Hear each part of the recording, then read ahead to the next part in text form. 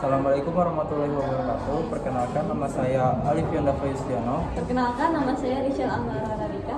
Perkenalkan, nama saya Drapo Jasa Nugrah. Perkenalkan, nama saya Pusranawara Aldareta. Di sini kami akan mempresentasikan tentang politik dan ekonomi di era SBY.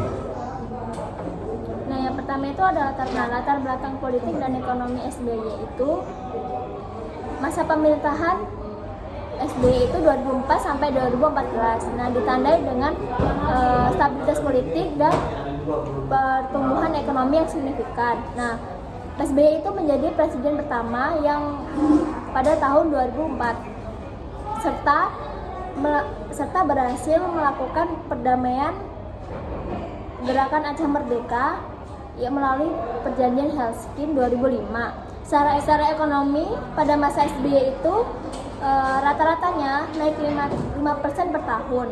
Bahkan pada masa krisis 2008, SBY itu mengurangi BBM dan inflasi, tetapi diimbangi dengan BLTA. Selain itu juga investor asing dan perkembangan infrastruktur itu terus didorong untuk kemajuan Indonesia. Dampak positif politik dan ekonomi di era SBY: yang pertama, ekonomi yang stabil.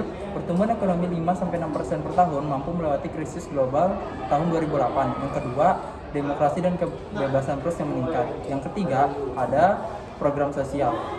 Pemerintah memberikan bantuan pendidikan kepada masyarakat yang miskin. Keempat, ada pembangunan infrastruktur pada tol, bandara, dan pelabuhan yang berkembang. Kelima, ada program internasional yang meningkat seperti Indonesia masuk G2O dan diplomasi yang aktif.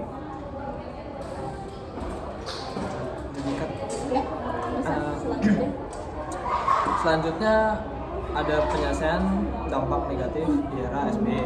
Yang pertama itu ada korupsi. Dengan penyelesaiannya itu membuat KPK dan peningkatan transpirasi. Yang kedua yaitu ada ketimpangan ekonomi, yaitu dengan cara pemberian bantuan langsung tunai. Terus ada kerusakan lingkungan hidup dengan cara pengolahan lingkungan hidup dan pelestarian sumber daya alam. Yang keempat ada bencana sosial dan politik. Penyelesaiannya dengan cara peningkatan kesejahteraan masyarakat dan solusi untuk menyelesaikan masalah politik tersebut.